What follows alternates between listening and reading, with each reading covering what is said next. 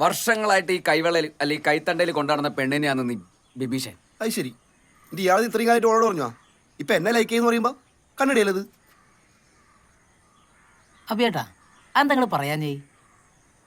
10ാം ക്ലാസ്സിലെ send off day ഓളെന്ന് 5 പേജില് അവസാനത്തെ പേജിൽ ഓൾ ആദ്യമായി കുറിച്ചു. MA പഠിച്ചാലും PA പഠിച്ചാലും എന്നെ മറക്കരുത്. അയ്യേ അലമ്പ് ഫ്ലാഷ് ബാക്ക്. അവലെ ശേ അബിയേട്ടനുള്ളു ഓർക്കട്ടെ. കണ്ടിന്യൂ.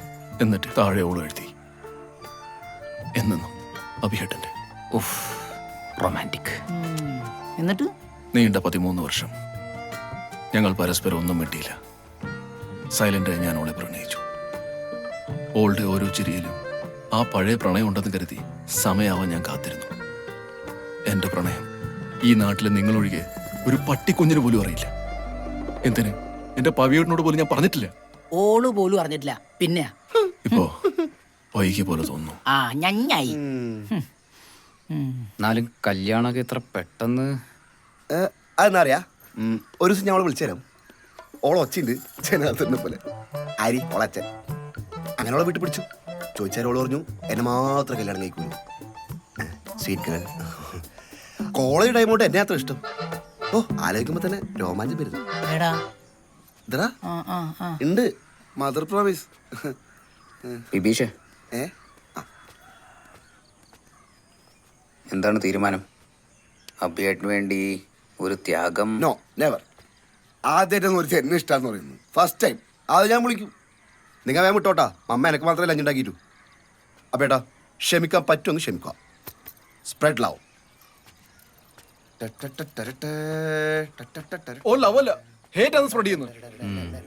നായി.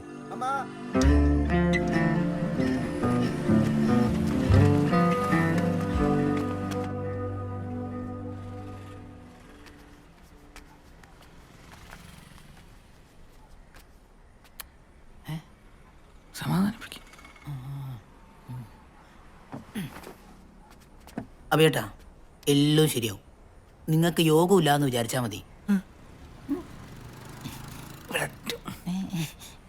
എങ്കിലും ചന്ദ്രിക എന്നോട് നിങ്ങൾക്ക് അത്ര വിഷമാണെങ്കിൽ അബിയേട്ടാ നമുക്കിതങ്ങ് മുടക്കിയാലോ? ഈ കല്യാണം മുടക്കൽ കുറച്ച് റിസ്ക് ഉള്ള പരിപാടിയാണ്. പക്ഷെ ലാഭം ഏർപ്പാടാണ്. റിസ്കിന്റെ കാര്യമല്ല, പക്ഷെ പുറത്തിറങ്ങാൻ വില പോകുന്ന കാര്യല്ലേ. വില പോകുന്ന കാര്യം നോക്കിയിട്ട് കാര്യമില്ല. തീരുമാനം എടുക്കുക, ഇറങ്ങുക. അല്ലെങ്കിൽ എന്നെ പോലാവും. ഒരാളെ നടത്താനും മുടക്കാനും കടത്താനും നിങ്ങളെ കഴിഞ്ഞിട്ട് വേറെ ആളുള്ളൂ എന്ന് എനിക്ക് നന്നായിട്ട് അറിയാം. പക്ഷെ പിന്നെ എന്നാണ് പിള്ളേരറിഞ്ഞ മോശമല്ലേ? പിള്ളേർ അറിയാതെ കാര്യം നീ ചെയ്യുന്നത് ഭാവിയിൽ നിനക്ക് പിള്ളേരുണ്ടാവുന്ന കാര്യം കൂടിയല്ലേ. അതാ പിള്ളേർ ക്ഷമിച്ചോളൂ. എന്നാലും പിള്ളേർ അങ്ങനത്തെ പരിപാടിക്കൊന്നും പോകലില്ല. അതാണ്